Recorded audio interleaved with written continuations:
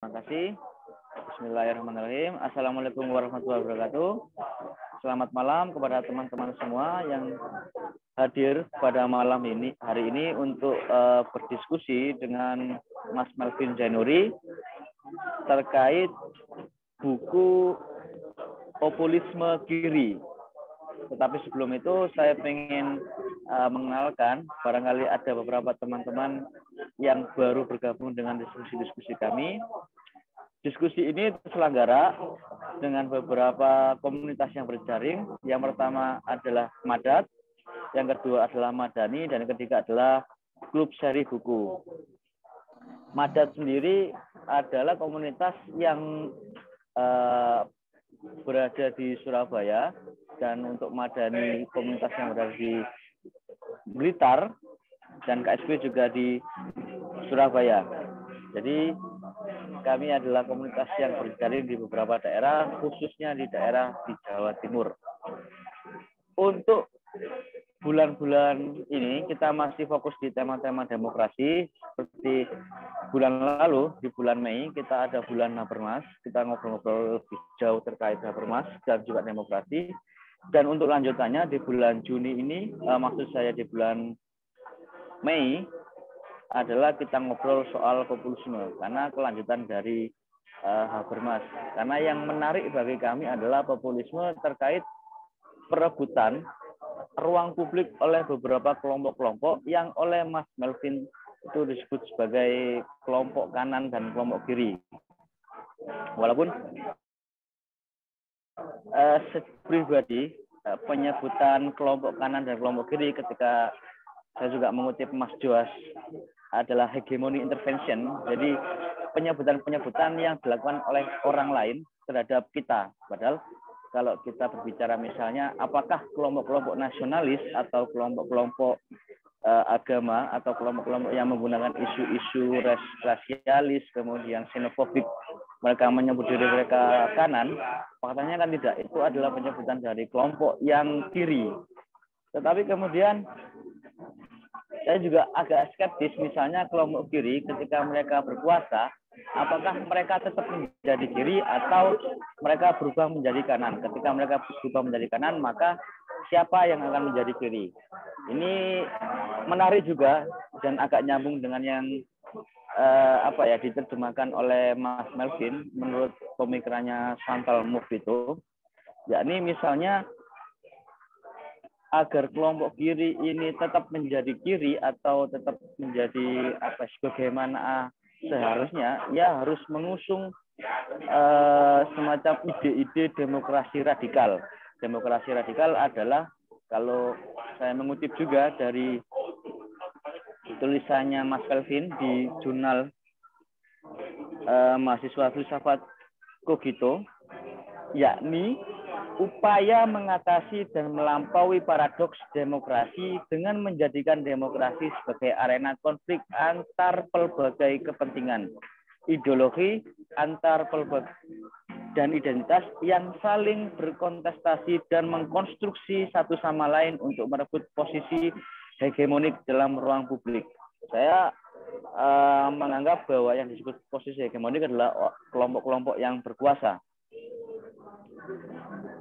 Kemudian yang kedua, saya juga perlu mengenalkan terkait pembicara kita pada malam hari ini. Pembicara kita adalah Mas Melvin. Selamat malam, Mas Melvin. Ya, selamat malam. Mas Melvin adalah salah satu anggota dari atau peneliti dari Antinomy Institute dan penerjemah dari For Less Populism dari karya Chantal Mouffe yang diterbitkan 2018. Karena diterbitkan 2018, maka saya anggap pemikiran beliau ini adalah yang paling baru dan paling mutakhir. Walaupun Mas Melvin sendiri sekarang masih proyek untuk buku yang kedua ya Mas ya. Oh yang iya, juga tetap... itu buku lamanya sih. Oh, buku lama.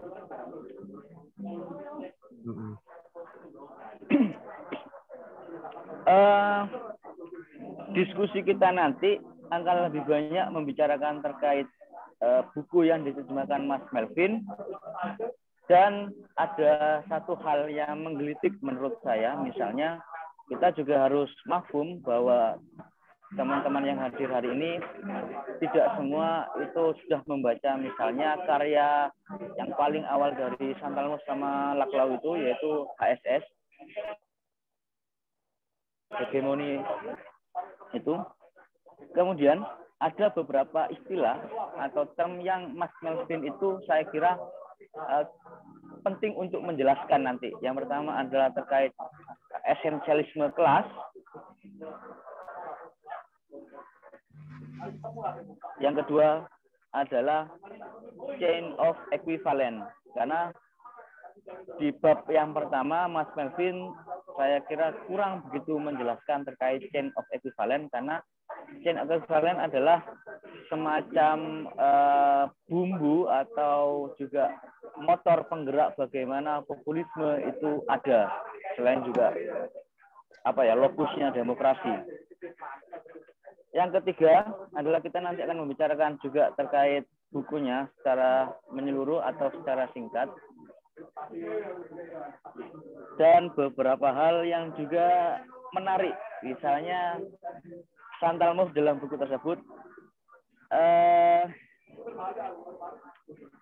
mengatakan ada dua hal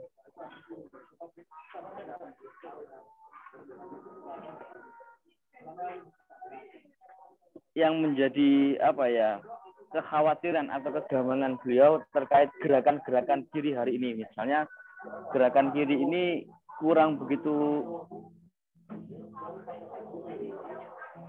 mengkonstruk atau berelaborasi dengan kelompok-kelompok yang lain, bahkan malah terjebak itu yang tadi nanti bakal dijelaskan terkait esensialisme kelas. Saya kira itu dulu. Untuk selanjutnya saya persilakan Mas Melvin untuk menjelaskan lebih jauh dan lebih detail. Silakan.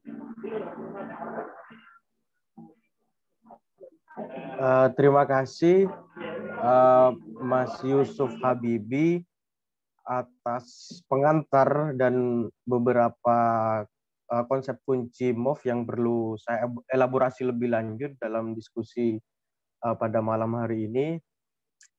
Assalamualaikum warahmatullahi wabarakatuh. Selamat malam kawan-kawan yang saat ini sedang merayakan Hari Kebangkitan Nasional yang ke-113 tahun. Perlu kawan-kawan ketahui bahwa buku Populisme Kiri ini diterjemahkan dari karya yang termutakhir dari Mouffe, yaitu For a Life Populism yang diterbitkan oleh Verso, dan terjemahan ini bisa teman-teman unduh secara gratis di antinomy.org/publikasi, karena buku ini dibiayai oleh publik. Jadi publik mendanai proses produksi buku, kemudian publik bisa mengakses buku ini secara gratis, yang mana ini merupakan program dari Antinomy tahun 2020, yaitu Project Urundana. Saat ini ada satu buku lagi yang mau publikasi dan masih terbuka untuk teman-teman bisa berdonasi. Baik, pertama sebelum kita masuk pada pembahasan di dalam buku itu, saya hendak mengetengahkan posisi Mouffe di dalam trajektori pemikiran politik kiri, yaitu pemikiran Marxis. Pada dasarnya Mouffe dan Laclau ini pasangan suami istri yang keduanya sama-sama filsuf, sama-sama pemikir politik kiri kontemporer. Keduanya digolongkan sebagai post-Marxis. Kenapa keduanya digolongkan sebagai post-Marxis? Nanti alasan-alasan kuncinya, konsep-konsep dasarnya akan kita ketahui. mengapa mereka disebut sebagai post-Marxis dan apa pentingnya post-Marxis bagi kontribusi terhadap kemajuan dan perkembangan gerakan politik kiri. Yang pertama, alasan MOVE dan juga Laclau mengetengahkan pemikirannya adalah yang pertama kekalahan politik kiri ini sudah terjadi di dalam Perang Dunia II, kemudian berlanjut di dalam Perang Dingin gitu, yang dibuktikan dengan runtuhnya tembok Berlin dan tercerai-berainya Uni Soviet gitu menjadi beberapa negara bagian. Bagi MOVE itu adalah satu penanda dari kekalahan politik kiri, dan yang menjadi pemenang adalah tentu saja demokrasi liberal gitu. Demokrasi liberal yang oleh Francis Fukuyama disebut sebagai the end of history ya, demokrasi liberal, meskipun akhir-akhir ini terkait dengan dinamika dan gejolak terutama gelombang populisme di Amerika Serikat dan Eropa, Francis Fukuyama merevisi The Last Man and the End of History itu. Terus yang kedua, kemunculan perjuangan baru. Ini tahun 90-an berkembang bentuk perjuangan baru yang itu tidak dideterminasi dan tidak berdasarkan pada politik kelas. Apa perjuangan baru itu? Mencontohkan misalnya gerakan feminisme, gerakan yang berdasarkan pada orientasi seksual, LGBT misalnya, terus gerakan ekologis yang hari ini menjadi diskursus hegemonik di dalam gerakan kita. Semua orang membicarakan gerakan ekologis dan pentingnya untuk merawat lingkungan demi menjaga dan merawat masa depan makhluk hidup di bumi ini. Itu yang kedua. Terus yang dengan adanya misalnya gerakan-gerakan dan perjuangan yang tidak dideterminasi oleh kelas, maka identitas kelas yang menjadi ciri khas dari Marxisme, terutama Marxisme ortodoks ya, terutama Marxisme ortodoks menjadi menjadi irrelevan lagi. Dalam konteks ini bukan berarti analisis kelas menjadi tidak relevan dalam menganalisis persoalan, tetapi posisi kelas, identitas kelas itu setara dengan identitas-identitas politik yang lain. Jadi identitas politik tersebut tidak tereksklusifkan di dalam relasi produksi dan kepentingan kelas, tidak tereksklusifkan di dalam itu. Terus yang ketiga, masih berkaitan dengan yang kedua, yaitu subjek politik beragam. Ada banyak subjek politik yang kalau kita masih mengikuti Marxisme ortodoks, subjek politik masih kelas proletar, kelas borjuis, keragaman kelas proletar ada di situ gitu. Tapi seiring perkembangannya waktu, subjek politik itu menjadi tidak dua gitu, tidak dua yang konfrontatif itu, melainkan beragam. Ada yang berdasarkan gender, ada yang berdasarkan orientasi sosial, orientasi seksual, ada yang berdasarkan ekologis. Itu motivasi MOVE memajukan pemikiran post-Marxismenya. Motivasi di latar belakang MOVE sekaligus Laclau. Terus selanjutnya, bagaimana posisi teoretik MOVE? Yang pertama adalah the political. dalam serangkaian pemikiran politik MOF itu harus berpijak pada apa yang MOF sebut sebagai the political. Saya menerjemahkannya itu yang politis. Apa yang politis ini merupakan ontologi politik. MOF memaksudkan the political, yang politik ini sebagai ontologi politik yang memiliki dimensi antagonisme, yaitu konflik.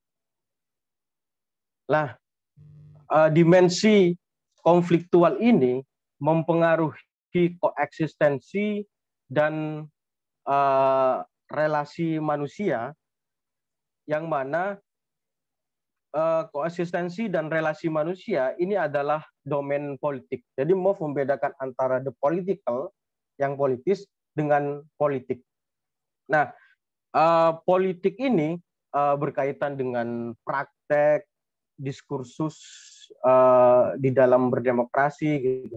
Bagaimana institusi-institusi membuat kebijakan, bagaimana kita mengorganisir diri, itu dipengaruhi oleh dimensi konfliktual. Jadi relasi dan koeksistensi manusia termasuk dalam mengelola diskursus, dalam mengorganisir masyarakat, itu tidak bisa keluar dari jurang konfliktual ini. Kenapa bisa begitu? Karena MOF memposisikan yang politis, yang berdimensi antagonisme ini sebagai ontologi politik.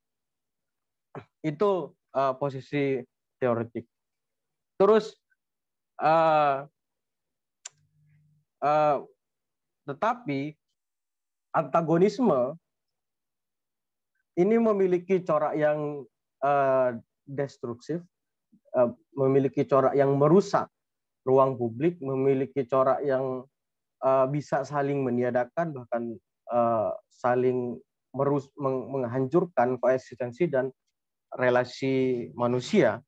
Oleh karena itu, tugas demokrasi ialah mentransformasikan antagonisme ini menjadi agonisme. Jadi MOF membedakan dua hal ini, antagonisme dan agonisme. Apa itu keduanya?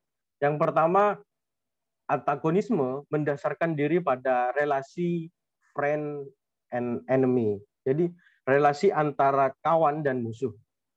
Sedangkan agonisme itu mendasarkan diri pada relasi friend and adversary. Apa bedanya enemy dan adversary? Jadi ini konsep kunci yang ketika kita baca artikel, buku-buku MOF, itu kita akan menemukan banyak konsep ini. Bagi MOF, enemy itu adalah oposisi yang ujung-ujungnya itu bisa saling meniadakan satu sama lain. Jadi ketika misalnya kita menjadi penguasa, menjadi hegemonik, kecenderungan otoriter itu mewujud gitu. Itu sangat mungkin terjadi. Inilah agonistic relation, relasi antagonistik begitu. Sedangkan relasi agonistik itu mendasarkan diri pada konsep adversary. Adversary itu saya terjemahkan sebagai kawan. Jadi oposisi yang ideologinya, yang aspirasinya itu berbeda, bahkan bertolak belakang misalnya dengan kita, tetapi kita berbagi ruang publik yang sama. Atas dasar berbagi ruang publik yang sama inilah, maka konsep saling meniadakan, saling mendestruksi satu sama lain itu bisa dicegah. Makanya tugas demokrasi itu bagaimana mentransformasikan dari relasi antagonistik ke relasi agonistik ini. Bagaimana hal tersebut terjadi? Gitu. Bagaimana menciptakan ruang publik yang agonistik? Bukankah politik itu adalah juga soal meniadakan satu sama lain? Ketika satu kelompok menjadi hegemonik, maka dia punya potensi untuk menjadi otoriter, gitu, untuk meniadakan meniadakan yang lain, meniadakan yang lain yang berbeda. Ini sudah dikritik oleh banyak orang, banyak pemikir politik terkait dengan konsep agonistik ini, gitu. Karena di dalam real politik hal tersebut menjadi mustahil, gitu. Mungkin di dalam konteks Eropa hal tersebut menjadi mungkin terjadi, tapi dalam konteks negara dunia ketiga yang menggunakan sistem demokrasi, relasi antagonistik masih menjadi dominan. Mungkinkah menciptakan ruang publik yang agonistik bagi MOF? Ya sangat mungkin. Dengan apa? Dengan cara meradikalisasi demokrasi. Apa itu meradikalisasi demokrasi? Yang pertama adalah kembali lagi ke ontologi politiknya MOF. Konflik itu adalah hal yang menumbuh di dalam demokrasi dan itu tidak bisa diatasi. Jadi dunia demokrasi itu adalah dunia konflik yang tiada akhir. Ia terus selalu menjadi aktual. Ketika ia berakhir, maka bisa dikatakan berakhirlah demokrasi. Itu yang pertama terkait radikalisasi demokrasi. Yang kedua adalah berkaitan dengan konflik, maka kita harus mengatasi apa yang disebut konsensus rasional. Ini konsensus rasional ini adalah bawaan dari liberalisme politik, yang menghendaki ada titik temu antar berbagai kelompok, antar berbagai ideologi, dan untuk mengukur titik temu itu disebut dengan konsensus. Ada kesepakatan, meskipun ada berbagai macam konsensus, tapi tidak kita bahas di dalam konteks ini. Konsensus itu terjadi atas dasar asumsi-asumsi rasionalitas. Oleh karena itu, kemudian MOF mengatakan bahwa demokrasi tidak demikian. Rasionalitas, konsensus itu bukan bagian integral dari demokrasi. Demokrasi tidak harus konsensus, demokrasi tidak harus rasional.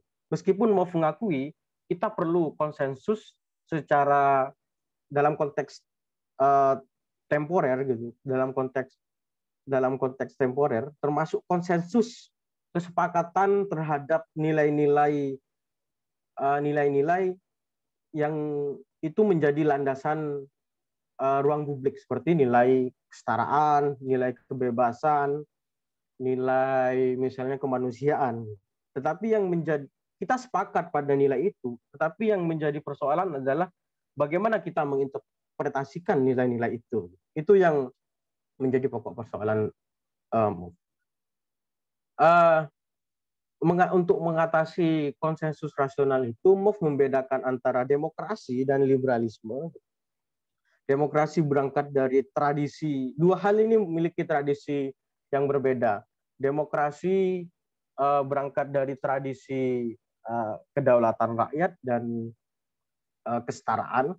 Terus liberalisme berangkat dari tradisi kebebasan individual, pembelaan terhadap hak asasi manusia, dan penegakan hukum. Pembedaan kedua hal ini penting dilakukan secara tegas untuk menjustifikasi posisi MOF terhadap populisme, gitu. Yang di dalam poster kegiatan ini disebut sebagai populisme kiri, suatu alternatif. Alternatif yang bagaimana nanti kita bisa diskusikan itu.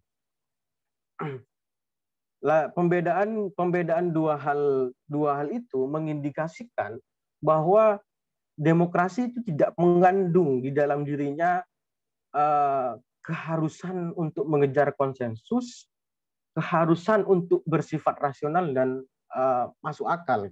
Kenapa bisa begitu? Karena revolusi demokratik yang disebut MOV itu adalah peralihan kekuasaan secara radikal dari tangan raja, dari tangan orang-orang yang menjustifikasikan dirinya berdasarkan asumsi-asumsi keilahian ke tangan rakyat. Semua orang memiliki kuasa, memiliki daulat gitu, untuk mengatur ruang publik. Itu terkait radikalisasi demokrasi. Yang menjadi pertanyaan, kita masuk di dalam buku Populisme Kiri, yang menjadi pertanyaan adalah bagaimana kontribusi kubu misalnya progresif terhadap radikalisasi demokrasi. Meskipun kita bisa memperdebat misalnya apa itu progresif, apa itu kubu progresif, tapi saya kira itu bisa didiskusikan di dalam dalam kajian-kajian selanjutnya. Tetapi yang jelas untuk meradikalisasi demokrasi bagi MOV mengatakan adalah suatu keharusan bagi kubu progresif, bagi kubu kiri untuk berhenti melakukan demonisasi, untuk berhenti mencemoh. Jadi mencela bahwa kubu A itu menggunakan politisasi identitas yang sangat berlebihan, sehingga mengganggu stabilitas ruang publik dan mengganggu keberagaman. Oleh karenanya ia bersifat parasit dan buruk bagi demokrasi. Apa pentingnya melakukan demonisasi itu? Bagimu tidak ada kontribusi yang real, yang nyata terhadap kubu kiri. Justru kubu kiri akan selalu terfokus pada hal itu dan selalu terkungkung di dalam demokrasi liberal dengan konsensus rasionalnya yang menyingkirkan identitas, menyingkirkan aspirasi-aspirasi yang bersifat personal dan komunal gitu, untuk masuk di dalam ruang publik.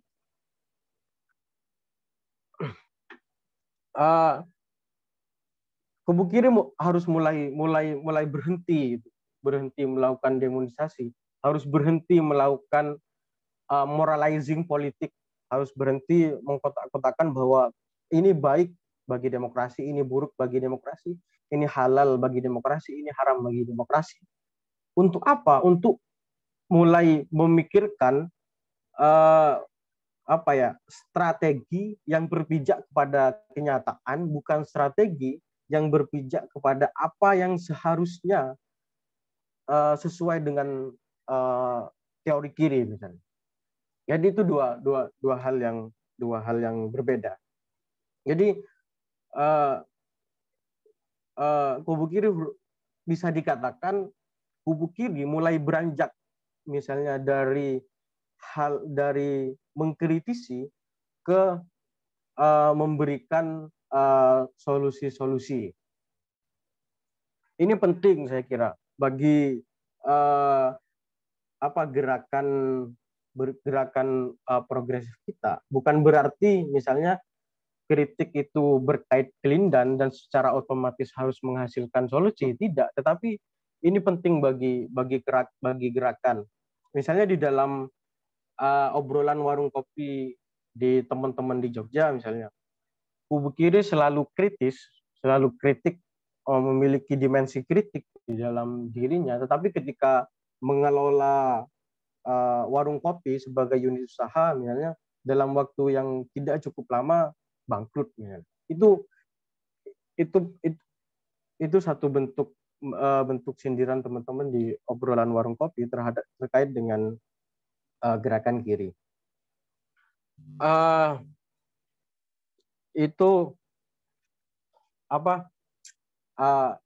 Jadi kubu progresif mulai beranjak dari melakukan demonisasi untuk melakukan untuk memberikan solusi, untuk memberikan tindakan strategis. Nah, buku Populisme Kiri, ketika saya baca karya MOVE ini, itu adalah saya kira strategi bersifat strategis itu bagi gerakan.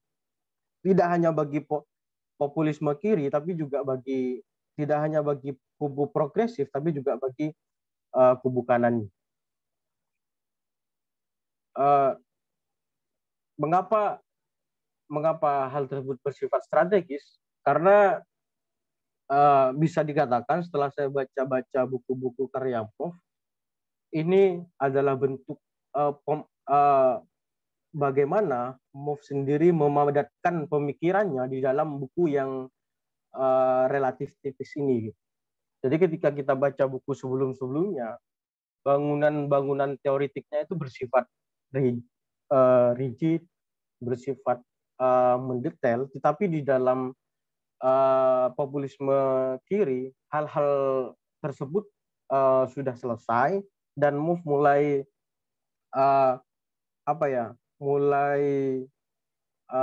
menuliskan pemikiran-pemikirannya dalam bentuk yang lebih populer dan saya kira menghindari detail gitu, karena detailnya itu bisa kita baca di dalam buku-buku sebelumnya. Itu pembacaan saya MOVE menuliskan populisme kiri ini. Di dalam bab yang pertama, MOVE meng-highlight apa yang terjadi dengan politik akhir-akhir ini. MOVE menyebut sebagai momen populis, yaitu momen ketidakpercayaan. Ada banyak gerakan-gerakan, ada banyak aspirasi-aspirasi, dan ketidakpercayaan terhadap tatanan politik yang ada, terhadap kekuasaan yang ada, yang mana didominasi oleh rule of game-nya neoliberal, gitu. Termasuk bagaimana cara mengatur ekonomi, termasuk bagaimana stabilitas dan konsensus diagung-agungkan, gitu. MOVE membaca itu, gitu. Momen populis ini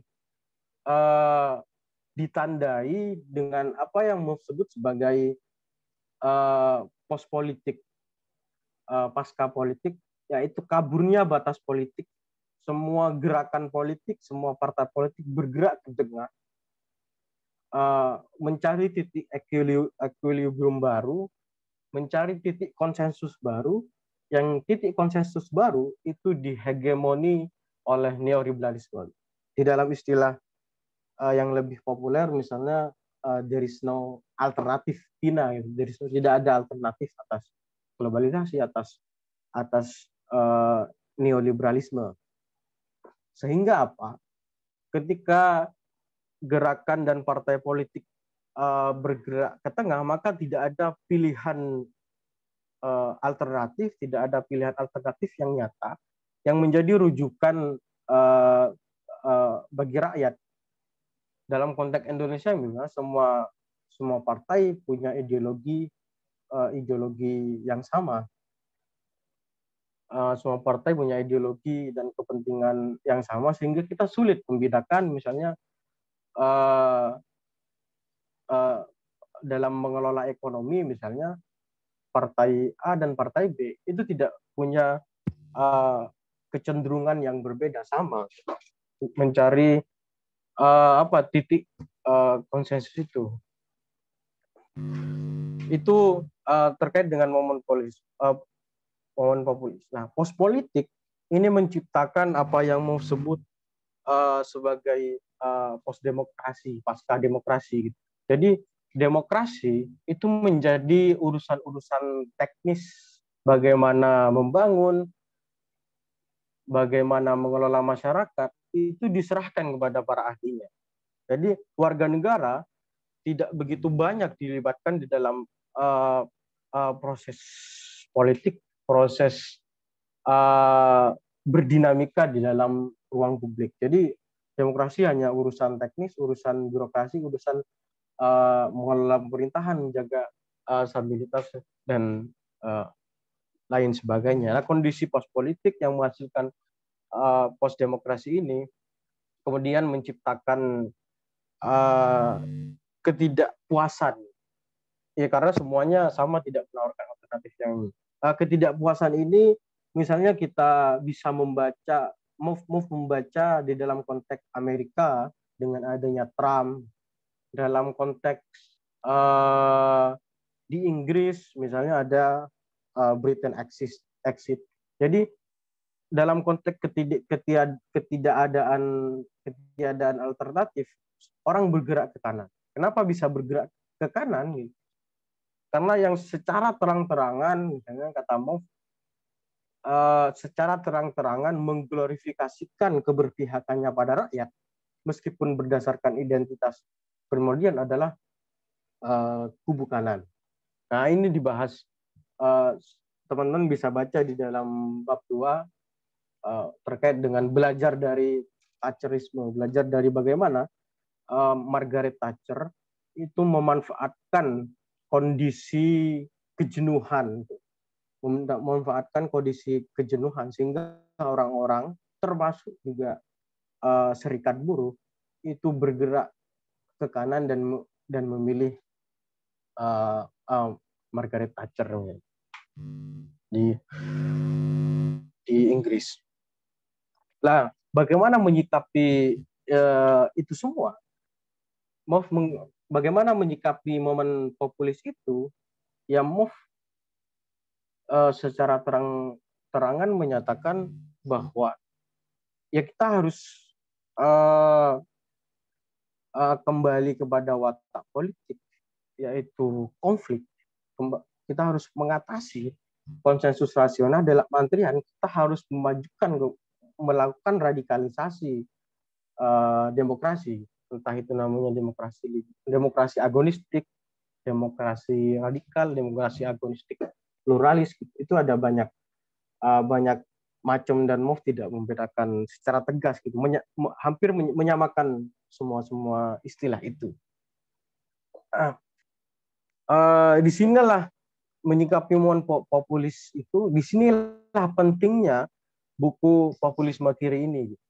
Jadi bukan berarti kita berhenti pada populis, tapi kita mengisi populisme itu dengan asumsi-asumsi dasar kiri yang berwatak egalitarian, yang berwatak adil, yang menghendaki keadilan sosial, pembagian rata, dan lain sebagainya.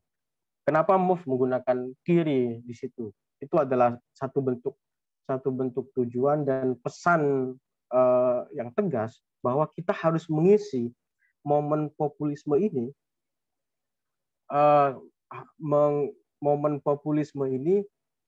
dengan visi-visi sosialis, dengan visi-visi progresif yang berwatak egalitarian, yang menjunjung tinggi misalnya keadilan sosial.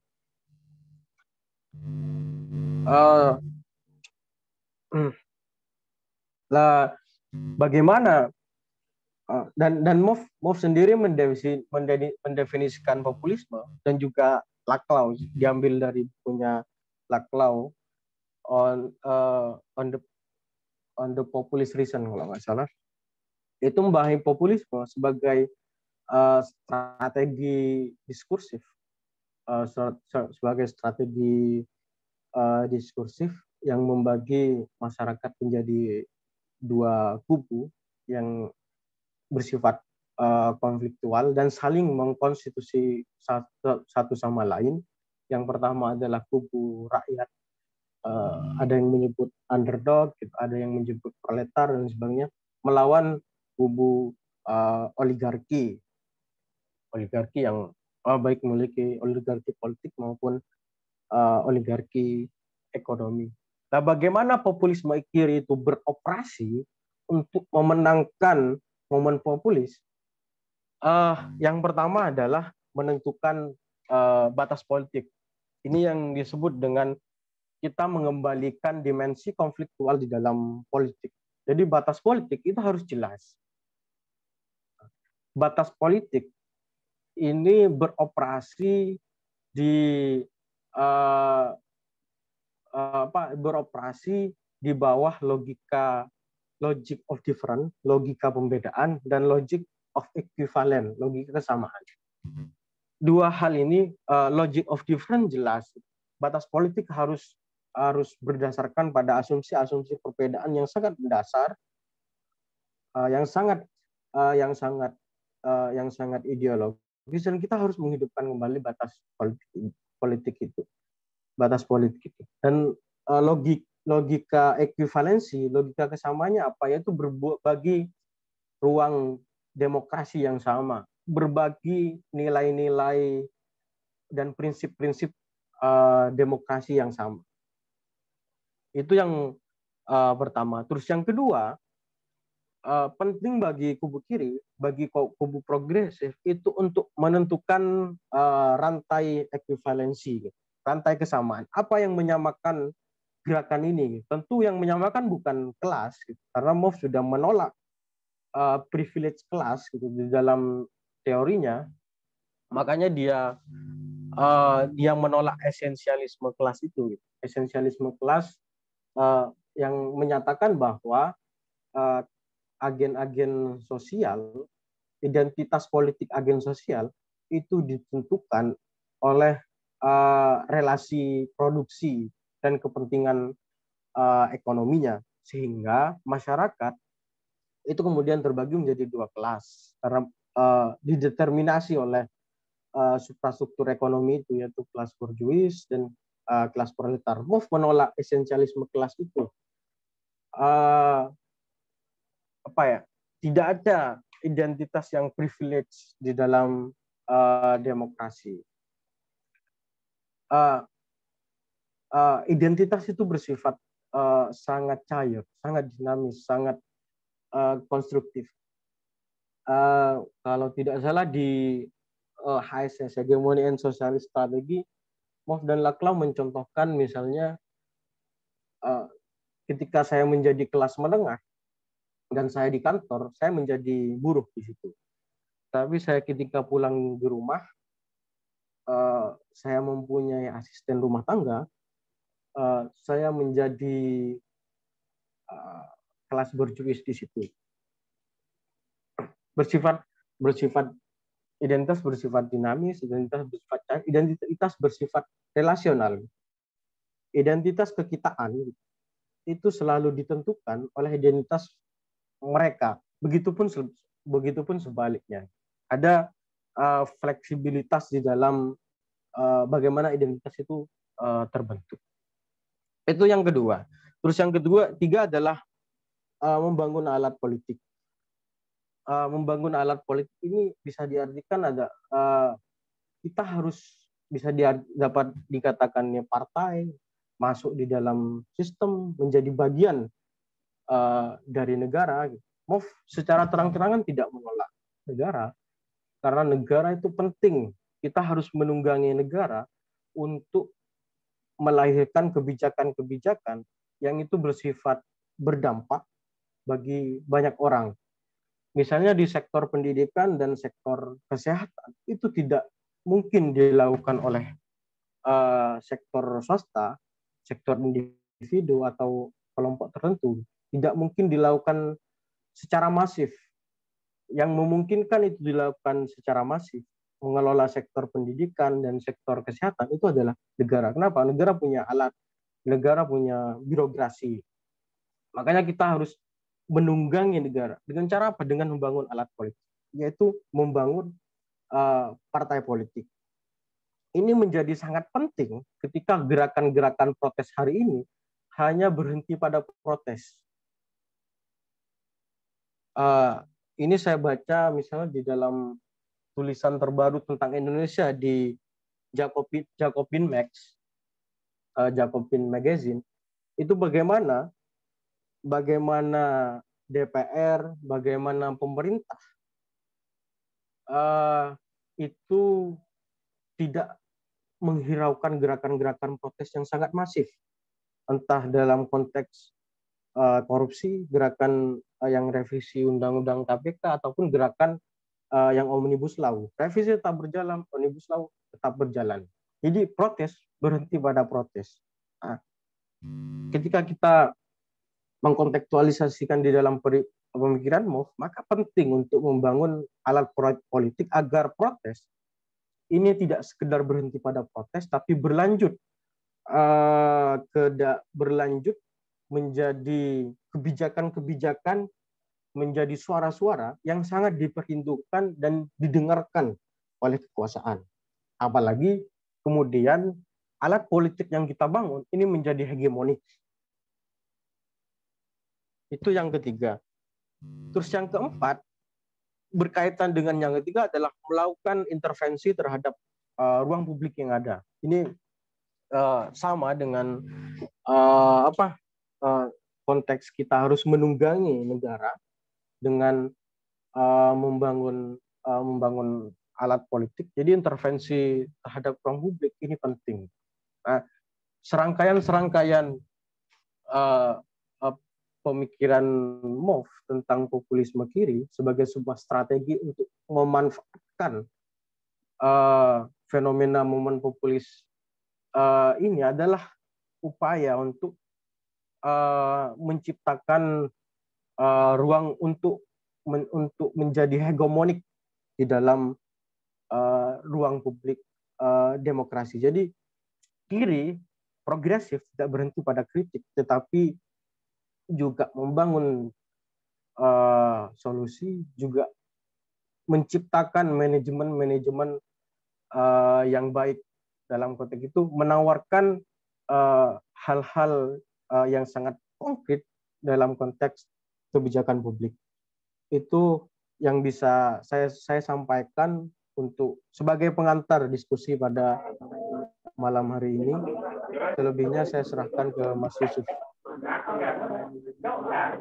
Terima kasih kepada Mas Melvin atas pemaparannya. Saya agak tergelitik lagi, misalnya di dalam buku yang Mas Melvin terjemahkan, MOF menyebut bahwa kubu kiri harus selalu meletakkan dirinya berada dalam peristiwa politik, alih-alih berefleksi di balik peristiwa politik. Kemudian saya merasakan bahwa ide-ide yang sedang dibangun oleh MOF ini adalah semacam metode. Kemudian kalau saya melihat, saya tabrakkan misalnya dengan Zizek, dia mengatakan sekarang banyak filosofi, banyak para filsuf itu yang masih ingin merubah dunia. Alih-alih kalau menurut dia tugas kita hari ini adalah duduk kembali dan kemudian melakukan reinterpretasi terhadap musuh-musuh kita. Hal ini kalau saya lihat misalnya tadi juga Mas Melvin mengutipnya sekali terkait Margaret Thatcher. Di Inggris sendiri saya lihat walaupun di sana neolib menang, kemudian populis kanan yang seperti Mas Melvin tadi sebutkan, tetapi terkait kebijakan mereka tidak begitu peduli ini kanan atau kiri, karena tujuan mereka adalah kebijakan ini baru untuk masyarakat dan masyarakat pasti akan mendukung gitu. Jadi yang ingin coba nanti saya tanyakan, apa sih yang dimaksud oleh MOF ini kubu kiri harus menjadi partisipasi dalam politik alih-alih berefleksi di balik peristiwa politik.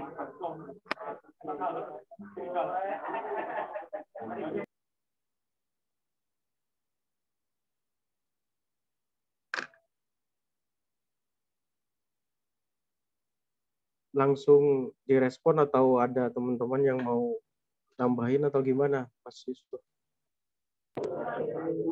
Sementara langsung respon dulu Mas, sebelum kita nanti buka untuk tanya jawab kepada audiens.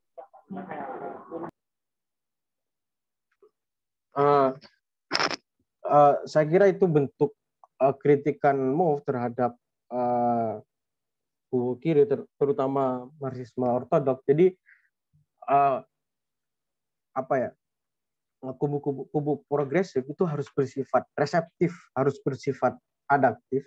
Makanya ia harus berada di dalam peristiwa politik, jangan berada di baliknya. Kenapa? MOF hendak mengatakan kita harus reseptif dan adaptif, terhadap kenyataan bukan sebaliknya, kenyataan politik, kenyataan ekonomi yang harus sesuai dengan teori kita. Pokoknya harus ini apa yang terjadi itu adalah A, sedangkan teori kita adalah B. Makanya A ini harus disesuaikan dengan B. Move move tidak demikian, gitu. Tidak demikian. Ini saya kutip di dalam pernyataan MOF.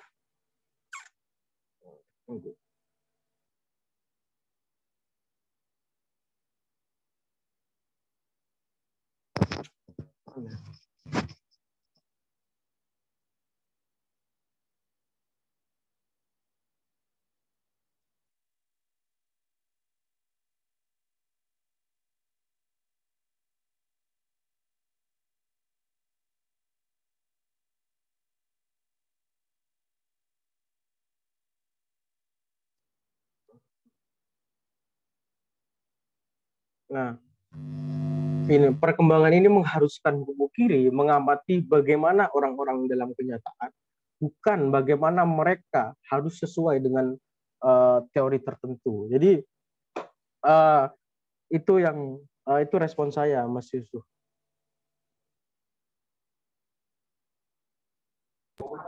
Oke, terima kasih Mas Melvin. Untuk selanjutnya saya beri kesempatan kepada teman-teman. Untuk yang silakan Mas Reza untuk bertanya.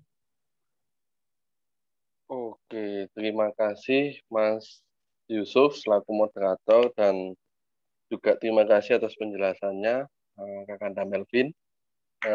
Begini Mas Melvin, sebenarnya sederhananya kan karena saya suka sekali dengan model penulisan ala Amerika, hubung waktu kuliah juga di dedes pakai model penulisan ala Amerika, yakni definisi terlebih dahulu baru proses. Nah, sebetulnya yang saya mau tanyakan sederhana saja, apa yang dimaksud dengan populisme kiri? Itu yang pertama. Dan mungkin pertanyaan kedua sederhana juga, argumentasi apa yang membedakan antara bukunya Laclau on populist reason dengan bukunya Mauve for a left populism. Itu saja. Terima kasih kan. Terima kasih Mas Melvin.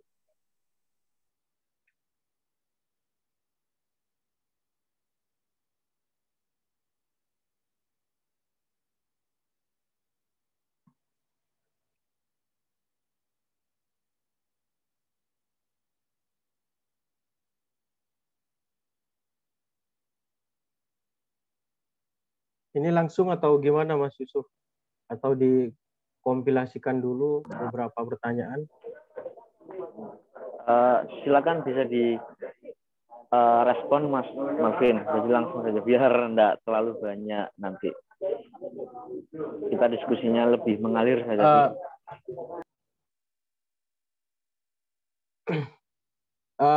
Populisme, definisi populisme, MOF mengadopsi secara penuh dari definisi populisme dari Laclau di On Populist Reason itu, yaitu sebagai seperti yang saya sampaikan tadi, sebagai strategi diskursif,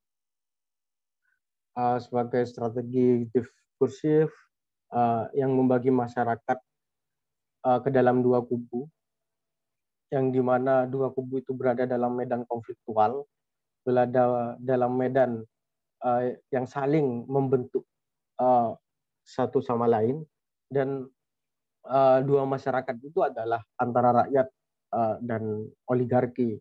Itu secara jelas bisa kita temukan di dalam for left populism ini, populisme kiri ini di pengantarnya MOF. Itu definisi itu secara jelas.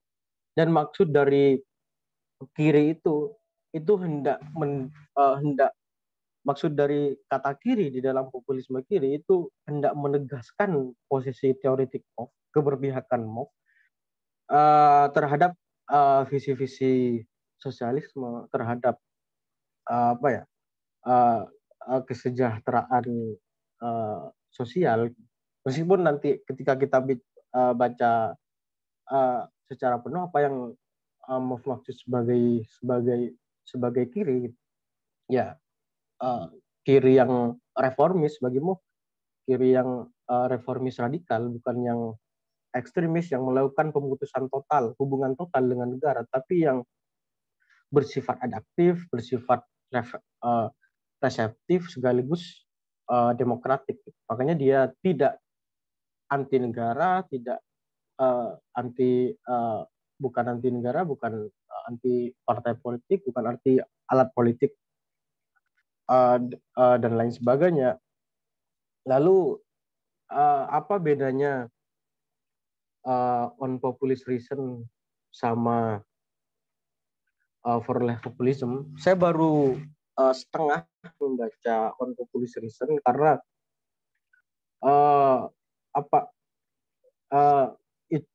saya mengalami kesulitan di dalam membaca buku itu karena menurut saya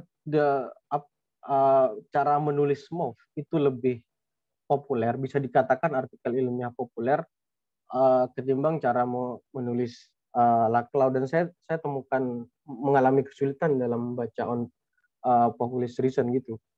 Dan sejauh ini saya belum menemukan perbedaan yang sangat jelas, yang sangat ketara dari pemikiran MOF dan Laclau. Itu mungkin respon dari saya. Kalau ada teman-teman yang membaca Laclau secara intens, mungkin bisa share. Karena sejauh ini saya membaca intens itu karya-karya MOF, meskipun juga sedikit-sedikit membaca karya-karya Laclau.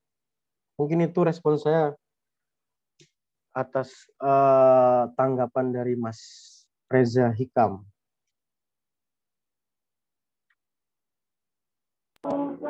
Oke, terima kasih Mas Melvin. Apa dari Mas Reza ada tanggapan atau respon? Untuk sementara belum. Terima kasih Mas Melvin dan Mas Yusuf.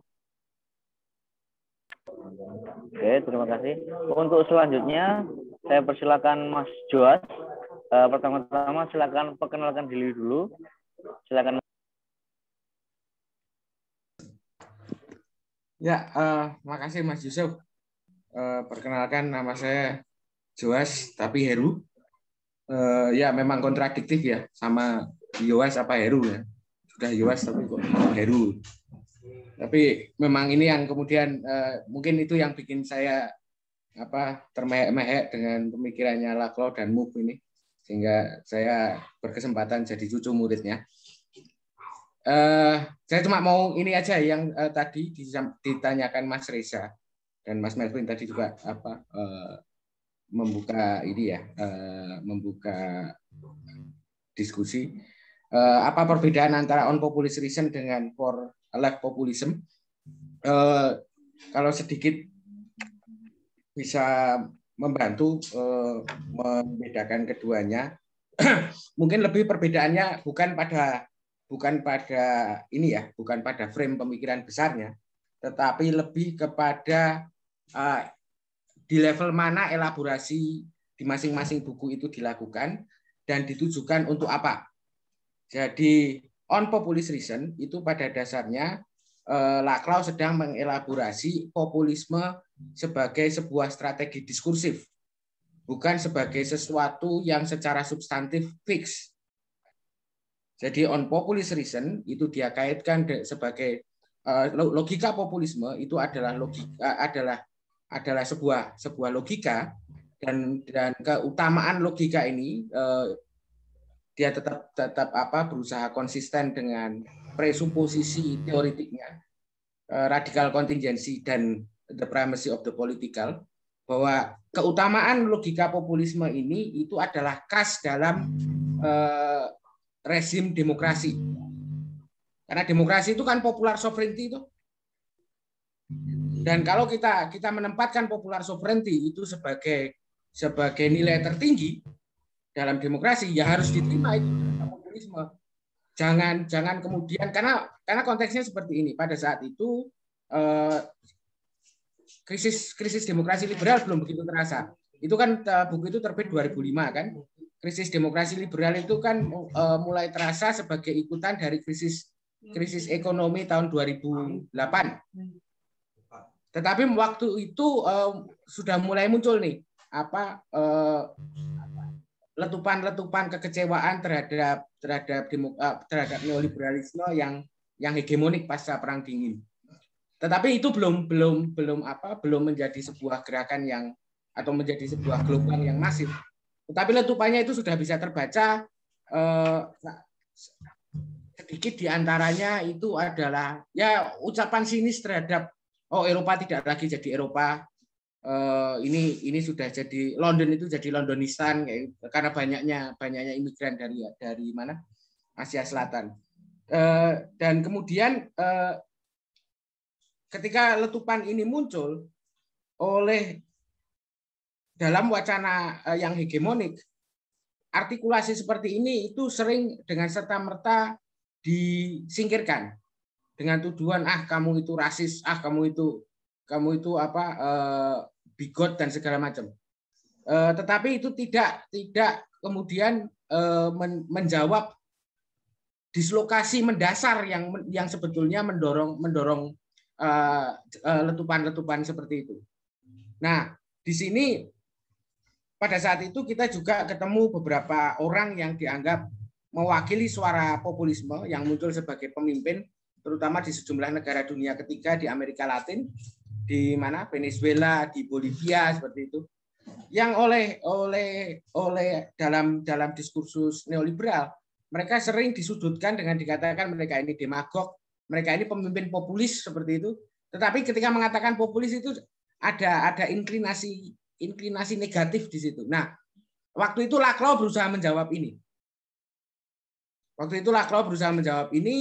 Dan yang membedakan ketika for life populism ini konteksnya, di mana krisis terhadap demokrasi liberal dan hegemoni neoliberalisme yang mendefinisikan apa itu demokrasi liberal saat ini itu sudah begitu kentara, dan populisme kanan itu sudah menjadi sebuah kekuatan politik yang jauh lebih besar, terutama di Inggris. Konteks yang saya pikir Mouffe menulis ini dengan membayangkan Inggris pada saat itu, pada saat menulis For Life Populism ini. Ada Brexit di situ, terus kemudian konservatif yang mendominasi tampuk pemerintahan di Inggris, dan kemudian wacana yang mereka bawa yang semakin bergeser ke kanan itu ya. Dan pada saat yang sama Partai Buruh itu hancur lebur. Terakhir kemarin 2019 di pemilu 2019 yang kemudian berujung pada Corbyn dilengsarkan sebagai ketua Partai Buruh. Karena mereka, saya juga nggak bisa menyalahkan ini ya kelas pekerja di Inggris, kenapa mereka kemudian cenderung menjadi kanan, karena Partai Buruh yang seharusnya menjadi representasi mereka itu ngomongnya malah ngomongin politik identitas itu loh. Dan saya pikir Chantal Mouffe ketika menulis ini dia membayangkan itu. Dan saya pikir Zizek juga mengkritisi situasi kelompok kiri ya, kekuatan politik kiri di Eropa. Dia bilang mana ada sekarang kekuatan kelompok kiri yang bicara soal jaminan kesejahteraan universal. Mungkin di setiap negara Eropa mungkin berbeda ya level kesulitannya. Tetapi pada dasarnya bicara soal kejaminan kesejahteraan universal itu sudah menjadi sebuah anatema gitu loh. Dalam hegemoni sentris ya. Karena sentris karena gini. Pasca Perang Dingin semua partai itu kemudian sama-sama bergeser ke tengah gitu loh. Makanya kan kemudian ini yang sering muncul istilah hegemoni sentris, dan ini yang kemudian berusaha di kebuntuan yang ditimbulkan oleh dinamika rezim ini, itu yang kemudian berusaha dibongkar oleh Laclau dan Mouffe sekaligus pada saat yang sama, kenapa mereka merasa perlu membongkar ini dan kiri perlu merebut momen ini? Karena kalau tidak justru kanan yang mengambil kesempatan ini. Zizek itu pernah ngutip siapa? Saya lupa namanya. Dia ngutip orang lain. Di balik setiap kemenangan fasisme itu selalu ada revolusi kiri yang gagal. Nah, itu yang mereka takutkan. Oke, itu dari saya. Makasih.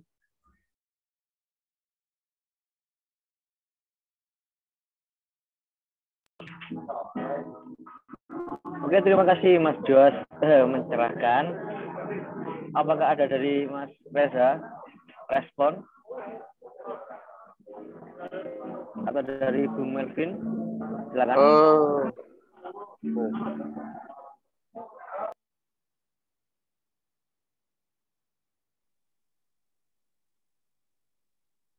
Untuk sementara belum saya.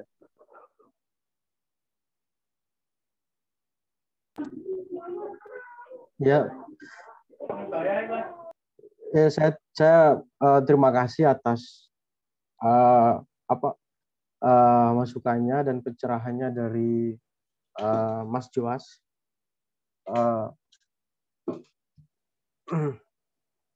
terkait dengan pembedaan on populism dan overlay populism.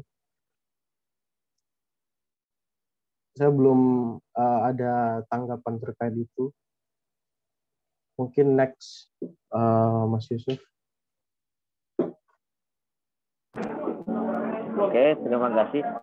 Ada hal yang menggelitik lagi. Jadi ini ketiga kalinya saya gelitik.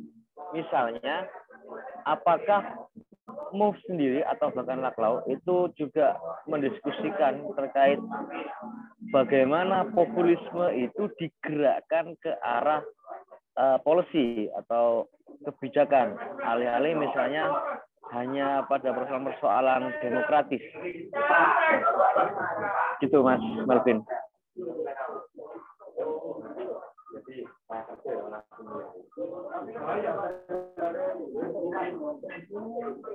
Sejauh pembacaan saya, yang menjadi PR utama bagi gerakan kiri, bagi gerakan progresif adalah menjadi hegemonik. Bagaimana menjadi hegemonik? Ya, bagaimana menjadi hegemonik? Ya harus memantapkan dan menegaskan kembali asumsi-asumsi dasarnya tentang politik dan demokrasi itu. Oleh karena itu, di dalam menjadi hegemonik, gerakan kiri, kubu progresif itu tidak terjebak untuk mencapai titik temu, untuk mencapai konsensus, atau dalam bahasa Mas Joas, justru terhegemoni oleh sentrisme, gitu. Menjadi justru bergerak ke tengah, gitu. Atau dalam bahasa yang lebih eufemistik, itu menjadi kiri moderat. Gitu. Itu PR utama. Oleh karena itu di dalam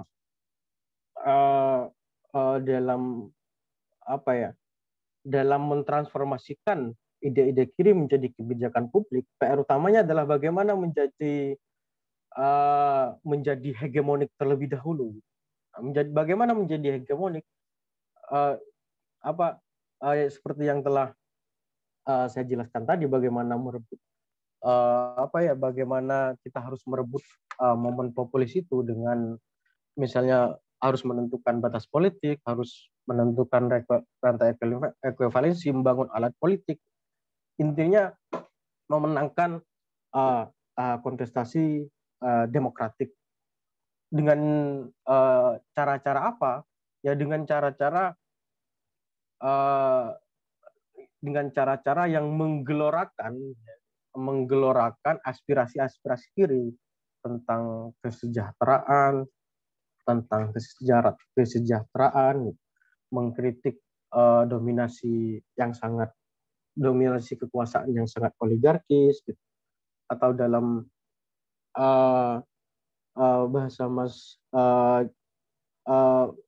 bahasa Mas Jos tadi, bagaimana misalnya basic pendapatan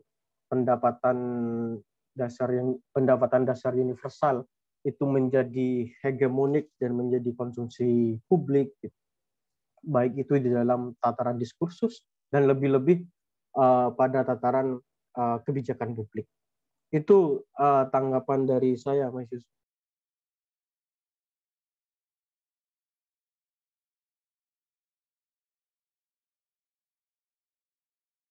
Oke, terima kasih Mas Alvin. Saya beri kesempatan lagi kepada teman-teman, barangkali ada yang mau bertanya, silakan.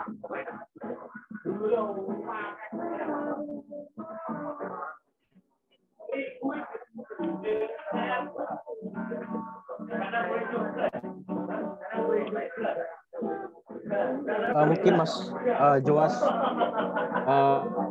bisa menambahkan, bisa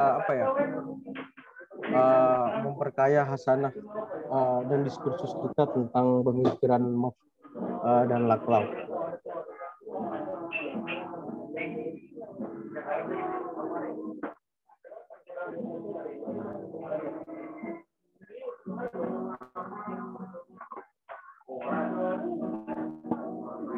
Silakan Mas Joas, barangkali.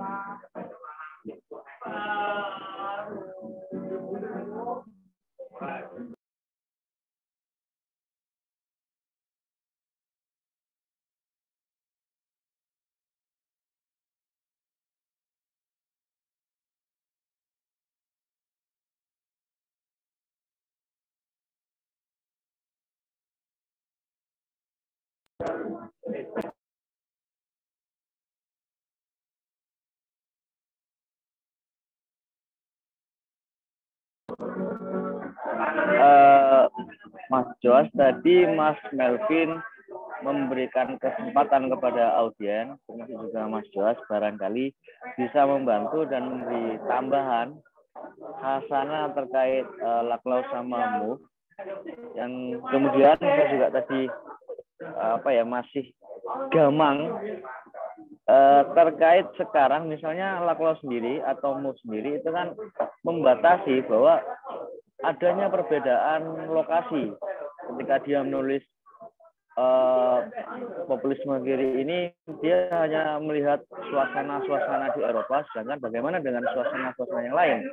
Kalau kita melihat di Indonesia sendiri terkait populisme Islam atau bagaimana kekuatan populisme ini, saya melihat seringkali digerakkan tidak hanya untuk sekedar partisipasi dalam demokrasi, tetapi juga bagaimana mereka merebut ruang publik tersebut pada persoalan-persoalan kebijakan.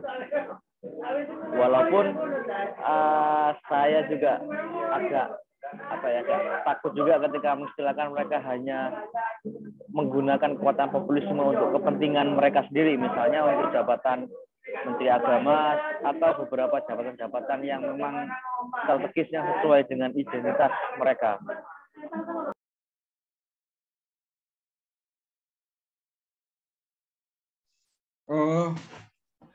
Ya, makasih Mas Melvin, Mas Yusuf. Saya pikir kalau kita menuntut Mouffe untuk menjelaskan yang di luar konteks Eropa itu juga agak berlebihan ya, karena Mouffe sendiri sudah mengatakan bahwa dia membatasi imajinasi yang mendasari kajiannya itu pada pengalaman Eropa, bahkan dia spesifikkan Eropa Barat, karena post komunis state dan beyond itu punya pengalaman dislokasinya sendiri yang itu juga membutuhkan analisa yang spesifik, sehingga memang agak dan ini sudah dikritik ya, dan sudah juga dikritik oleh banyak orang bahwa memang yang dia bayangkan itu adalah konteks politik Eropa Barat sekarang. Nah, tetapi terlepas dari itu, saya pikir yang tadi pertama sekali disampaikan oleh Mas Yusuf ditanyakan oleh Mas Yusuf ke Mas Melvin, itu yang penting untuk menjadi refleksi kita bersama, dan refleksi di sini juga artinya kemudian menjadi refleksi dalam pengertian yang tidak didasarkan pada dikotomi palsu antara teori dan praktek itu ya. Tetapi ini refleksi ini adalah praktek politik gitu loh. Ketika MOVE bilang dia sebagai, aku nggak tahu ini yang tak pegang versi Inggrisnya nih. Nah, terjemahin langsung aja. Sebagai seorang political teoris, mode saya berteorisasi itu merujuk pada Machiavelli yang sebagaimana disampaikan oleh Althusser, selalu menempatkan dirinya di dalam konjungtur, di dalam persilangan itu loh. In the conjuncture instead of dan bukan hanya sekedar merefleksikan di atas konjungtur itu, over the conjuncture. Dia bilang the conjuncture di sini itu saya bayangkan ada kaitannya dengan definisi MOVE tentang the political. MOVE dan Laclau tentang the political yang dibedakan dengan the politics. Dan mereka akan memberikan penekanan pada politikal ini ya. Politikal ini bagi mereka itu statusnya ontologis. Dan yang mereka sebut dengan politikal itu adalah decision in undecidable situation. Gambarannya gampang di dalam bahasa Indonesia. Perumpamaan buah si malakama itu loh. Dimakan bapak mati, nggak dimakan ibu mati. Jadi tapi kita harus mengambil keputusan gitu loh. Nggak ada alternatif, nggak makan gitu. Itu dihadapkan pada kita head on dan kita nggak punya pilihan lain. Pilihannya cuma dua itu. Dan itulah yang disebut the political. Dan ini ada kaitannya dengan yang kemarin sempat kita sampaikan kita diskusikan Mas Yusuf dan Mas Reza waktu itu ya, kalau nggak salah yang saya ingat. Soal kegamangan itu loh Mas.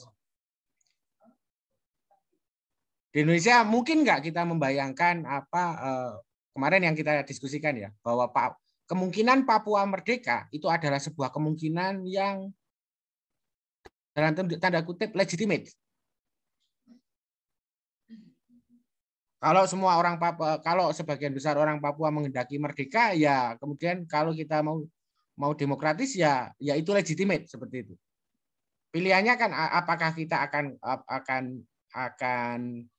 konsisten dengan prinsip demokrasi ataukah kita konsisten dengan prinsip NKRI harga mati yang membayangkan Indonesia dari Sabang sampai Merauke, atau imajinasi demokrasi sebagai ya semata-mata soal suara terbanyak kayak gitu.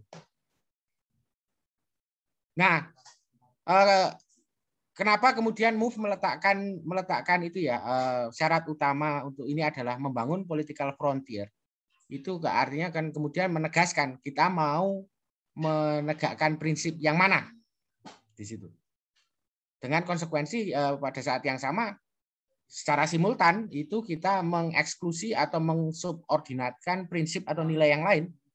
Dan itu adalah ya yang disebut politikal itu.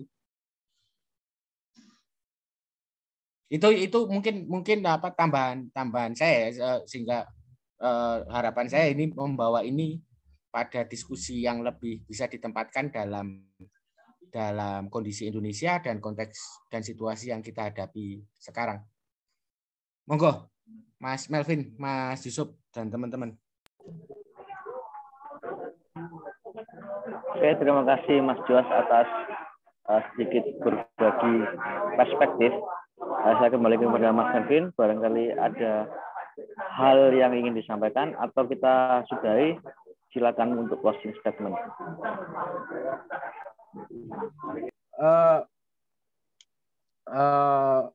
Saya kira sepakat dengan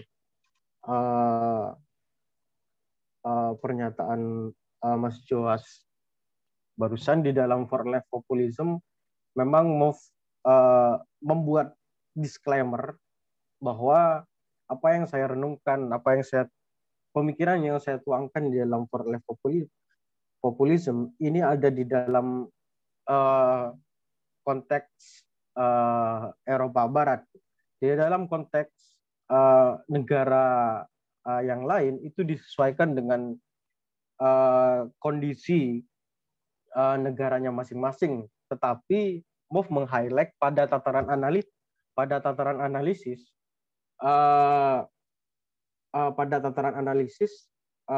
tetap menggunakan kerangka konseptual populisme kiri itu, tetapi di dalam pada tataran praktik, pada tataran yang lebih strategik itu sangat dimungkinkan menggunakan strategi dan praktik yang menyesuaikan dengan konteks sosial, konteks politik negaranya masing-masing. Menyoal soal eksklusi, saya kira itu menjadi salah satu pandangan MOF juga. Tidak ada politik tanpa eksklusi. Jadi merangkul semuanya, melakukan harmonisasi atas perbedaan-perbedaan. Itu adalah satu bentuk keniscayaan di dalam politik. Ketika kita merangkul, ada yang tidak dirangkul.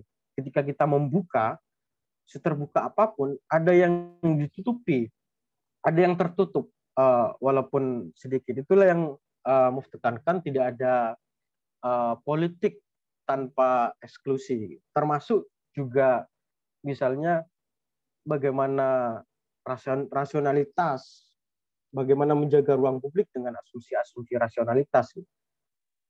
Untuk menciptakan masyarakat yang terbuka, itu jelas rasionalitas secara otomatis akan mengeksklusi irasionalitas. Entah itu politik yang berdasarkan pada emosi, pada afeksi, atau identitas-identitas primordial. Gitu. Dalam konteks keindonesiaan, saya kira pembelahan politik hari ini tidak didasarkan pada ideologi, gitu. Sebagaimana riset-riset Burhanuddin Muhtadi, bagaimana party ID misalnya, bagaimana keterikatan orang terhadap partai itu sangat minim, gitu. Bagaimana orang tidak mencoblos partai, tetapi memilih caleg. Ada orang misalnya di tingkat DPRD kabupaten itu memilih partai A, di tingkat provinsi itu memilih partai B, caleg dari partai B, dan di tingkat nasional ini memilih caleg dari partai C. Dan ini tidak bisa dilepaskan di dalam konteks peristiwa 65. Misalnya Fedi Hadis dan Robinson dalam salah satu jurnalnya, apa yang terjadi hari ini, misalnya pertarungan populisme hari ini, yaitu antar populis kanan. Mereka menyebut Islamic populism dan sekuler nasionalis populism. Ini tidak bisa dilepaskan dari anarsir politik kiri yang di bumi hanguskan di dalam peristiwa 65, kemudian berlanjut pada masa Orde Baru, dan sisa-sisanya masih ada sampai hari ini. Bagaimana kiri itu bersifat haram di dalam ruang publik politik demokrasi kita. Mungkin itu dari saya, Mas Yusuf. Oke, terima kasih Mas Melvin. Barangkali ini pertanyaan terakhir. Misalnya begini, saya juga tertarik. Misalnya tadi Mas Melvin bicara terkait politik populisme kiri, kemudian agar kita terjebak dalam esensialisme kelas, kita harus ikut ke dalam gerakan-gerakan yang lebih luas, kemudian dan seterusnya. Misalnya karena istilah kiri, kanan dan sebagainya ini kan agak berbahaya kalau di Indonesia. Kemudian kalau saya melihat konteks di Indonesia belakangan, gerakan-gerakan ekologi misalnya itu mereka agak takut juga bicara kiri. Tetapi esensi dari kirinya itu terdapat. Walaupun itu di identitas kiri ini menjadi kabur dan mereka mencoba mentransformasikan ide-ide misalnya Laclau atau Movie tadi ke dalam bahasa-bahasa teologis. Islam sebagai agama pembebasan dan lain sebagainya. Apakah ini juga pernah dibayangkan oleh Move, Mas Melvin?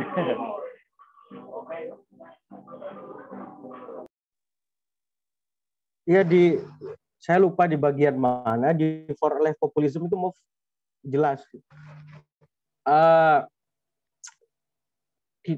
Itu disesuaikan dengan konteks masyarakat, konteks politik negara masing-masing dengan nama yang berbeda-beda.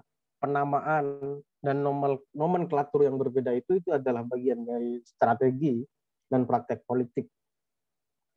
Tetapi pada tataran analisis, agar ia berbeda, agar ia menawarkan alternatif, agar ia membangun political frontier, batas politik tersebut, pada tataran analitis ya haruslah populisme kiri. Jadi analisis kerangka konseptual, kerangka berpikirnya, dia menggunakan asumsi-asumsi dasar populisme kiri itu, dan itu bagi Move tidak masalah, apalagi di dalam konteks Indonesia kan kiri menjadi haram, sisa-sisa 65, peristiwa 65, sisa-sisa Orde Baru yang hegemonik selama 32 tahun itu masih sangat dominan hari ini. Bagaimana buku-buku kiri diambil tanpa melalui proses pengadilan, bagaimana misalnya festival-festival yang dianggap festival-festival diskusi-diskusi kiri diberangus gitu oleh organisasi-organisasi paramiliter dan negara membiarkan itu masih itu kita lihat, itu kita anggap sebagai masih dominannya sisa-sisa peristiwa 65, masih dominannya hegemoni dari Orde Baru yang melakukan pelarangan dan pengharaman terhadap anarsir politik kiri. Itu bagi Move, saya temukan dalam For Life Populism itu tidak masalah dengan itu, karena itu bagian dari strategi dan praktik. Itu saya.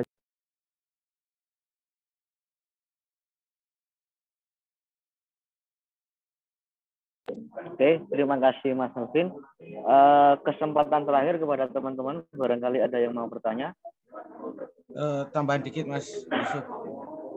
Oke, saya terima sepakat kasih Mas sama Mas silakan. Melvin bahwa saya sepakat dengan Mas Melvin bahwa Move tidak mempermasalahkan itu, dan ini sekaligus merespon tadi pertanyaan yang kedua dari Mas Yusuf tadi yang saya lupa jawab.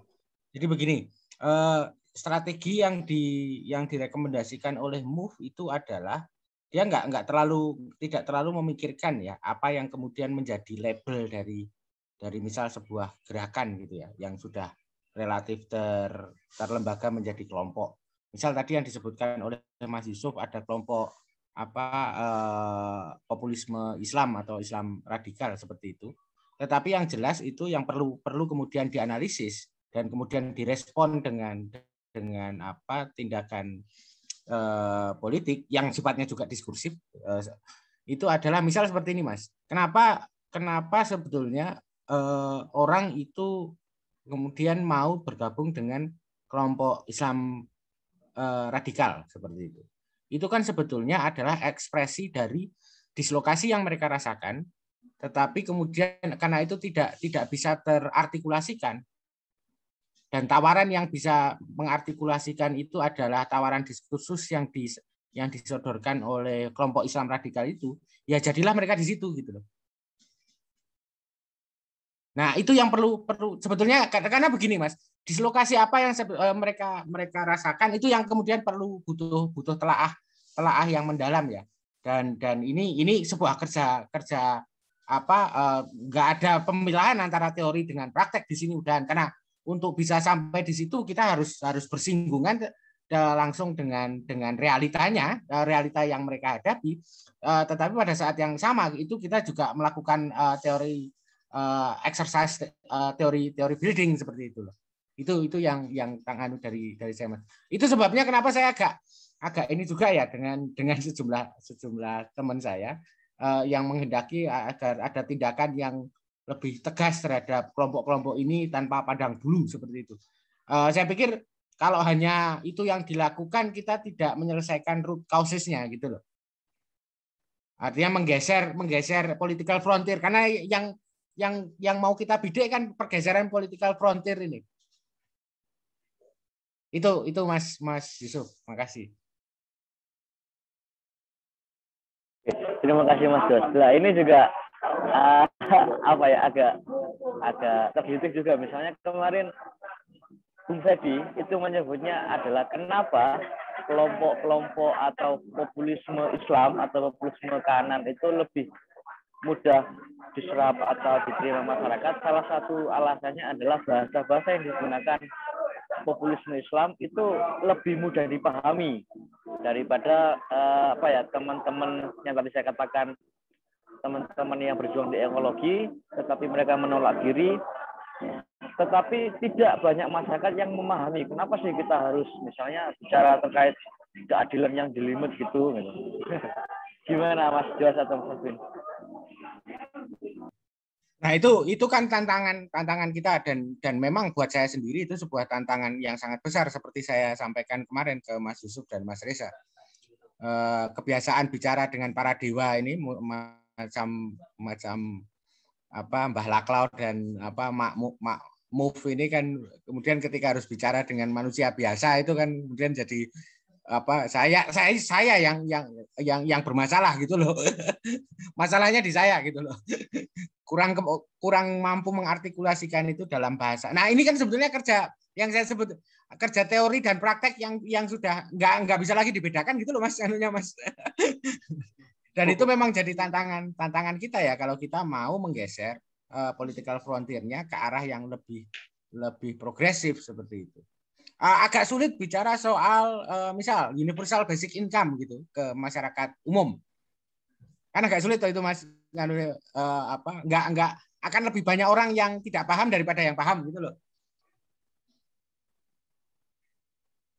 Ini masih jadi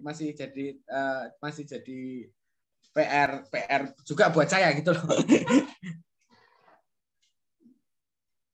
Terus ini Mas, ada lagi ya. Dan fenomenanya itu kan sangat khas ya, sangat spesifik di zaman kita. Misal kita bicara soal gig ekonomi yang melahirkan gig workers. Itu kan juga sesuatu yang tidak bisa segera dijelaskan dalam kerangka teori atau kerangka pemahaman kita tentang realita kita gitu loh. Masa sih orang kerja modelnya nggak jelas kayak gitu, nggak ada kepastian, itu bisa, tetapi itu bisa menarik banyak orang untuk terlibat di situ gitu loh. Mereka yang dikedepankan kan ini tawaran kebebasan, fleksibilitas, dan subjek posisi sebagai buruh, identitas sebagai buruh atau pekerja itu kan tersingkir oleh identitas baru yang ditawarkan, subjek posisi baru yang ditawarkan, yaitu sebagai mini entrepreneur. Artinya kan kemudian we are all entrepreneurs. Mau yang gede sekelas Bill Gates maupun yang ya misal ngomong dalam diskusi ini misal ya operator ojol kayak gitu. Itu kan mereka dianggap mitra karena dalam ini ya, dalam relasi industri yang ada itu. Itu Mas anunya Mas. Tantangannya di situ. Wah, ini yang menarik ini yang disampaikan Bung Joas ini, gig worker. Oh, tambahan ada update di Inggris beberapa bulan yang lalu ini kelompok gig workers ini berhasil, terutama yang Uber ya, itu berhasil menang di pengadilan yang mengharuskan Uber memperlakukan mereka seperti pekerja. Dan artinya kemudian Uber harus memenuhi hak dan kewajiban mereka sebagai pekerja.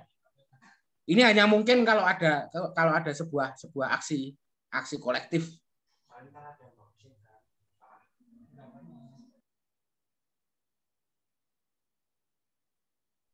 Itu anunya.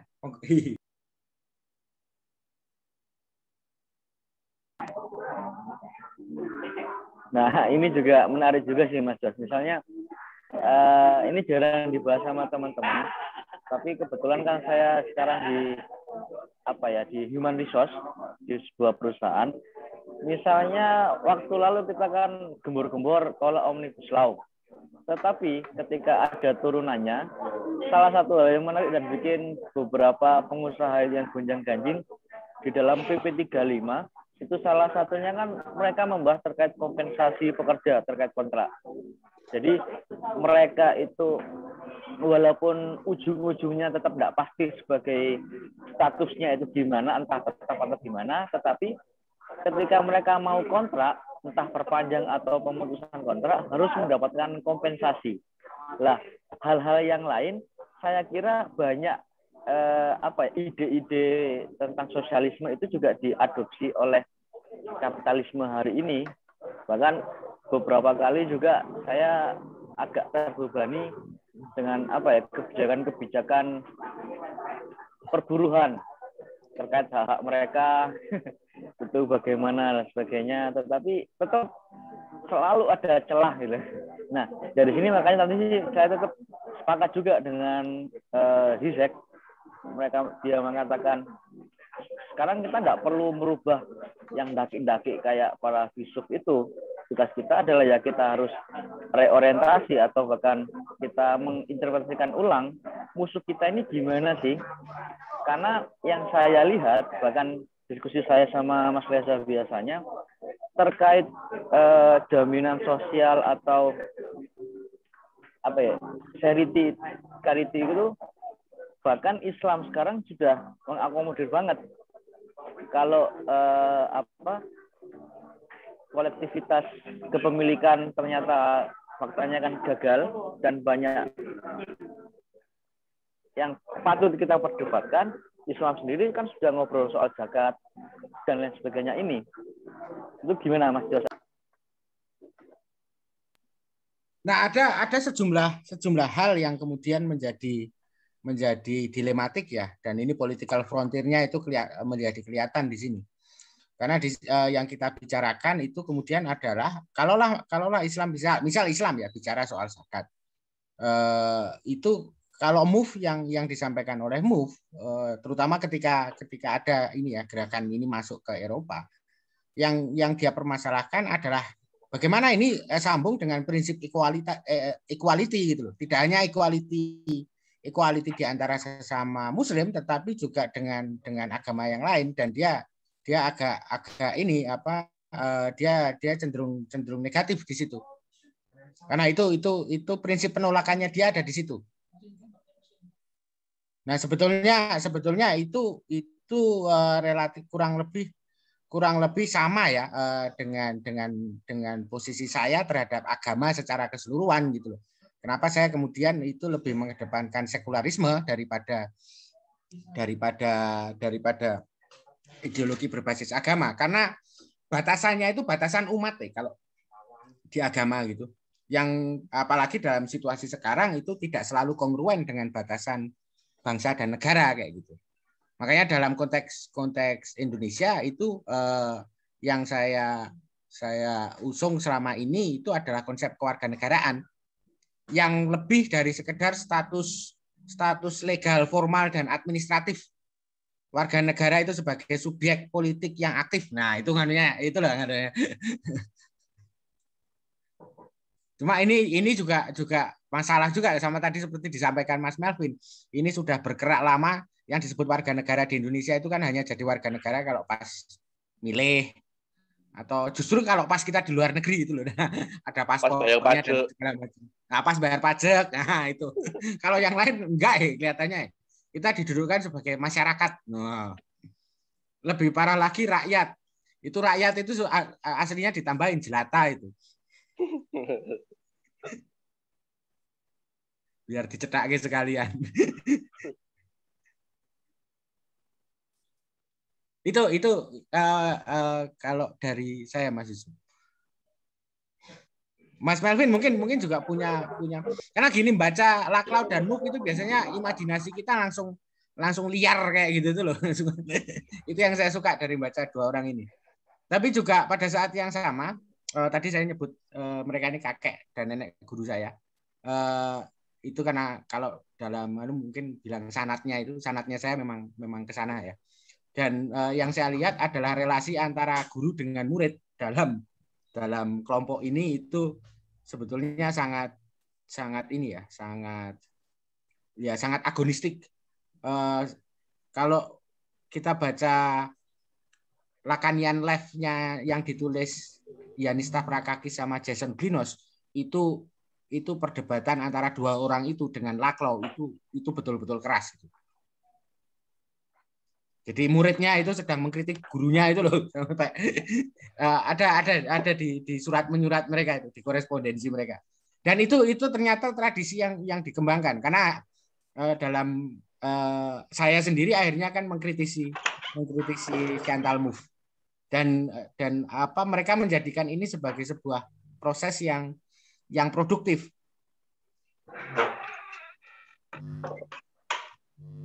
Jadi kalau mau mendalami ini jangan takut-takut, jangan sungkan-sungkan untuk kemudian pada suatu titik ketika merasa harus mengkritik yang jadi gurunya ya kritik aja gitu loh. Sepakat tahu ini. Ini kan penyakit harus, kelompok kiri ini, Bung Joas. Kalau sudah sekali sepakat sama gurunya, itu ada pendewaan terhadap gurunya tadi sehingga haram hukumnya untuk mengkritik. Kayak bukunya Vijay Prasad itu kan isinya membesar-besarkan Soviet itu. Saya enggak menemukan kritik gitu. Iya. Nah, ini yang pelan-pelan saya harap kita bangun bareng-bareng lewat forum-forum seperti ini. Selain forum kayak gini kan saya senang ikut yang begini kan ada juga forum kolokium sebetulnya. Yang saya bukan saya sih. Saya cuma menginisiasi, cuma ngasih provokasi terus yang ngerjain teman-teman mahasiswa S3 di tempat saya gitu. Mas Melvin kapan-kapan gabung Mas? Di UGM di Jogja Mas posisi? Iya, di Jogja sekarang Mas. Nanti kita ini kalau ada ini teman-teman juga karena kebanyakan online juga sih kita sekarang. Ya, nanti saya minta kontaknya Mas Yuas ke Mas Yusuf nih, untuk sip. komunikasi lebih lanjut. Nah mungkin tadi ya situasi kita yang kaitannya dengan gig ekonomi, gig workers itu juga kalau misalnya kita lihat dari kacamata ini itu juga saya pikir akan menarik ya.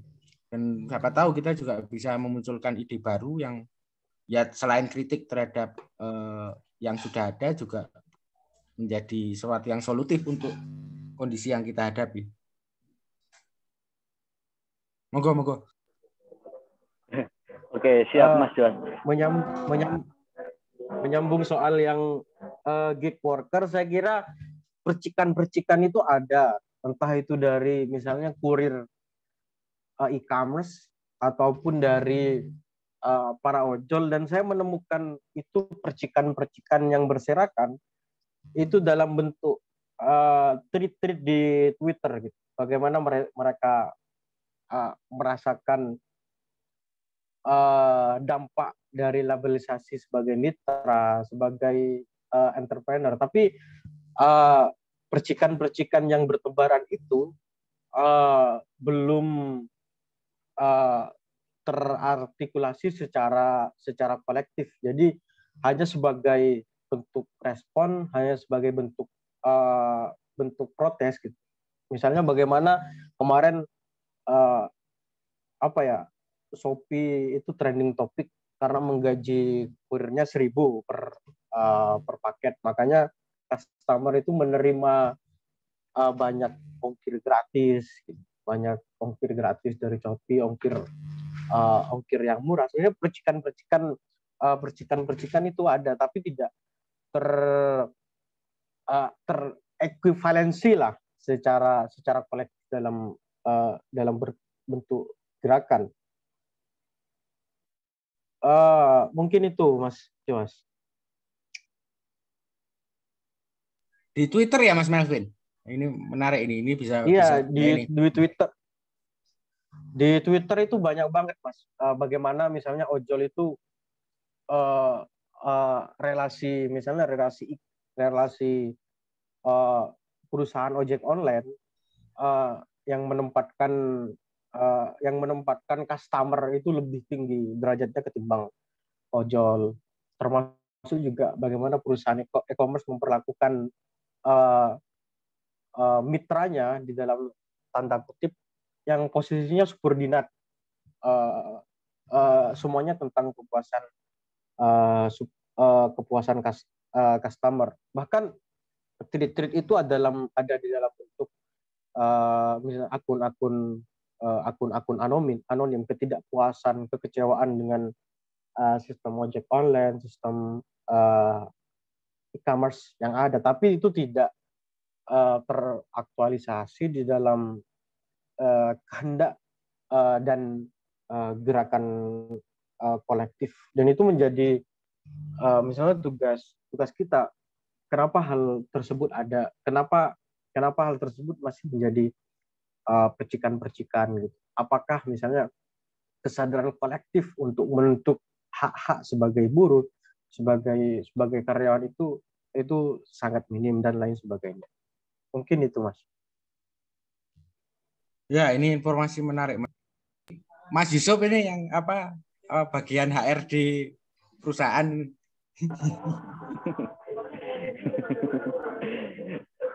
Iya Mas Jos, yang soal itu saya juga kadang-kadang gimana gitu. Soal salary dan sebagainya. Sementara kita tutup dulu, kemudian nanti kita sambil ngobrol-ngobrol yang lain, sudah boleh. Saya kasih kesimpulan terkait populisme kiri, seperti yang tadi sudah dijelaskan oleh Mas Melvin, yaitu agar bahwa kelompok-kelompok kiri itu tidak terjebak pada esensialisme kelas. Jadi mereka mengelaborasi dan bergabung dengan identitas-identitas atau kelompok-kelompok manapun, tetapi masih mengedepankan prinsip-prinsip yang sudah kita bahas atau ide-ide yang mereka bahas di awal. Yang kedua adalah chain of equivalent itu harus kita reorientasi, tidak hanya pada persoalan-persoalan yang praktis dan bersifat sementara, tetapi jangka panjang dan memang betul-betul dapat mengakomodir banyak orang, tidak hanya prosedural pada kelompok-kelompok yang hanya pengikut, misalnya kalau dalam kelompok-kelompok agama. Yang kedua, bahwa kelompok-kelompok kiri sudah menghentikan demonisasi, karena mencemooh ini tidak menghasilkan apa-apa kecuali semakin banyaknya pertentangan-pertentangan dan kurang begitu diminati dan lebih ke arah agonisme. Gitu. Sekian dari saya tutup. Billahi taufiq wal hidayah. Wassalamualaikum warahmatullahi wabarakatuh. Waalaikumsalam warahmatullahi wabarakatuh. Untuk recordnya bisa dihentikan.